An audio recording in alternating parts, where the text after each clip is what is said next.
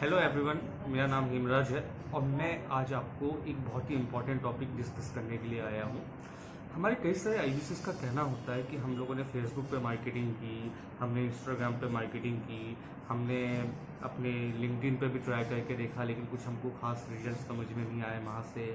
और ज़्यादातर हमने ये देखा कि हमने यूट्यूब पे वीडियोस बनाए और वीडियोस बनाने के बाद में हमको वहाँ से लीड नहीं आई। क्या होता है, हर एक सॉफ्टवेयर हो, सिस्टम हो, वेबसाइट हो, उसके काम करने का एक अपना एल्गोरिथम होता है जिसे हमें समझना बहुत ज़्यादा ज़रूरी होता है। यदि आप फेसबुक पे मार्केटिंग करते हैं तो सबसे पहला इम्पॉर्टेंट टॉपिक क्या होता है कि हमें एक आईडी बनानी है। अगर आपकी पहले से है तो बहुत अच्छी बात है।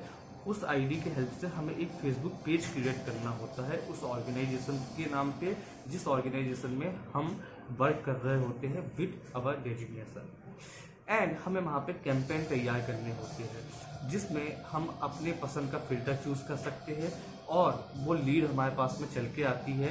जैसे जैसे हम पैसा डालते हैं वैसे वैसे कस्टमर वहाँ पे अट्रैक्ट होता है हमारा कैंपेन देख करके, और वहाँ से हमें एक डेटाबेस मिलता है जिसपे हम कॉल, चैट और मेल करके बात कर सकते हैं। लेकिन फेसबुक के ऊपर एक बहुत बड़ा चैलेंज हमें क्या देखने को मिलता है। फेसबुक का चैलेंज हमें ये देखने को मिलता है भाइयों कि वहाँ पे हर कोई पर्सन जो किसी ऑथोराइज ऑर्गेनाइजेशन से है वो तो आता ही आता है, लेकिन जो नहीं है वो भी अपनी फेसबुक प्रोफाइल में लोगों को कुछ अच्छा दिखाने के लिए कि देखो ये मैं हूँ, ये मेरी प्रोफाइल है, दिखाने के लिए कुछ फेक डेटा अपना डाल देता है कि मैं इस कंपनी में हूँ, ये काम कर रहा हूँ। इसकी वजह से कुछ अनवांटेड लीड्स हमें मिल जाती है।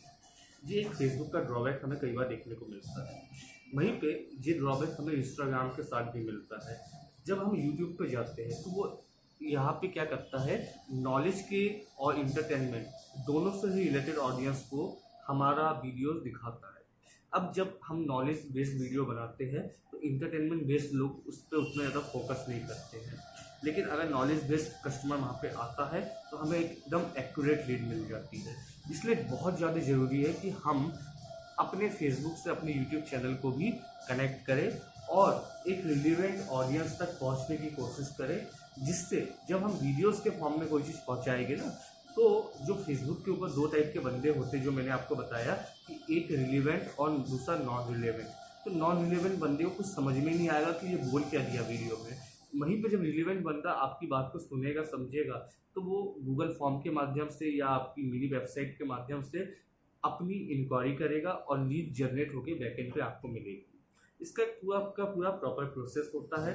अगर आप समझना चाहते हैं तो चैट बॉक्स में आकर के बताएं, हम आपको इसकी प्रॉपर ट्रेनिंग देते हैं कि कैसे अपने पेज को डिफाइन किया जाए, कैसे एक अच्छा यूट्यूब चैनल बनाया जाए और कैसे उसके माध्यम से टाइमली लीड क्रिएट की जाए। अब बात करता हूँ मैं लिंक्डइन के ऊपर, जिसके ऊपर अभी तक बहुत कम लोग जिक्र कर चुके हैं। देखिए यहाँ पे ना थोड़ा सा सिस्टम अलग है, थोड़ा सा यहाँ पे हमारे पास में लिमिटेड एक्सेस होता है लोगों को फ्रेंड रिक्वेस्ट भेजने का, और यहाँ पे फ्रेंड रिक्वेस्ट भेजने के प्रोसेस को कहते हैं कनेक्शन बनाना।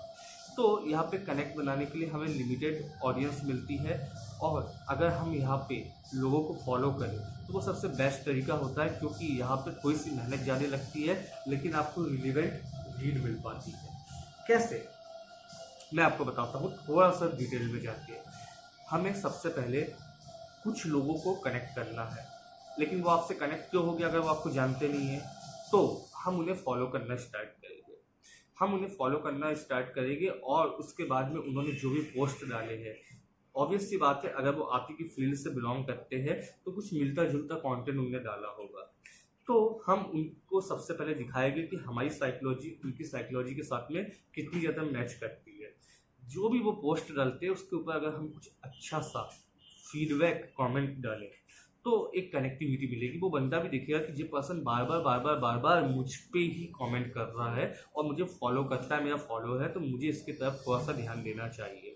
तो हो सकता है कि आप उसको जब कनेक्टिविटी भेजें तो वो आपकी फ्रेंड रिक्वेस्ट को एक्सेप्ट कर ले, और ऐसा भी हो सकता है कि वो खुद से आपको फ्रेंड रिक्वेस्ट भेज दे। अब आप बोलोगे सर ये तो बहुत लेंथी प्रोसेस है, बहुत ज़्यादा मेहनत करनी पड़ेगी, क्या दिन भर हम लिंक्डइन के ऊपर बैठे रहे और ये काम करते रहे? जी हाँ, इससे अगर आपने डेली एक ऐसा पर्सन भी आइडेंटिफाई किया जो आपकी प्रोफाइल में आकर के आपके साथ अच्छा काम कर सकता है या आपकी ऑर्गेनाइजेशन में आकर के उसके लिए एक जेकअप क्रिएट कर सकता है।